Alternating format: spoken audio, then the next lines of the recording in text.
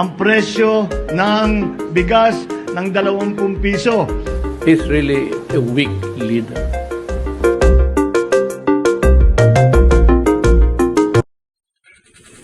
Bakit ba yung mga DDS nagagalit samantalang ito naman talaga ang hiling ng Pangulo? Pakinggan nyo ha. I'm asking the ICC to hurry up, and if possible they can come here and start the investigation tomorrow. This issue has been left hanging for so many years. Matagal man, baka mamatay na ako, hindi na nila ako maimbestiga. So I'm asking the ICC through you na magpunta na sila dito bukas, umpisahan na nila investigation. And if I am found guilty, I will go to prison and rot there for all time. Bakit kayo nagagalit ngayon?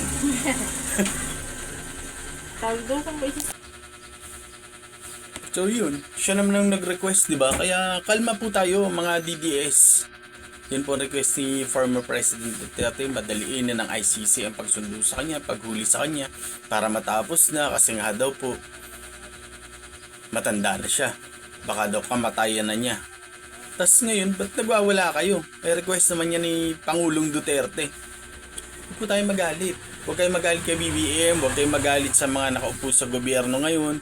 Kasi ang mismong nag-request ay si Pangulong Duterte para daw mawala na yung kanyang bagahe. Para matapos na. Kasi matagal na nga naman, isipin mo 2017 pa yan. O ngayon lang nangyari, ngayon 2022 ay 2025. Halos 9 na taon na. Kaya huwag po tayong magwala, huwag po tayong magalit. At saka yan po mangyayari ang pag-aresto kay Pangulong Duterte kahit sinong naging Pangulo.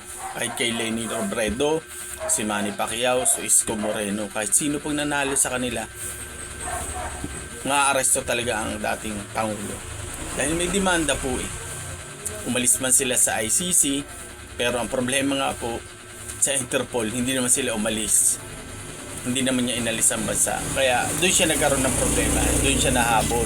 Sa Interpol po dumaan. Kaya huwag niyo sisisihin ang Pangulong nakaupo ngayon sapagkat yan po ang request ng ating Tatay Diggs. Ginawa lang po at minadali ng ICC ang request niya. So hindi niya po sinabing bilis-bilisan nyo, madaliin nyo na at baka mamatay na ako. Malamang hindi mangyayari ito. Pero ang nangyari po kasi hinamon niya. Ayan, sa paghamon niya, ito po ang kinalabasan. Tapos kayo naman, nagwawala naman ang taong bayan, nagwawala ang DDS.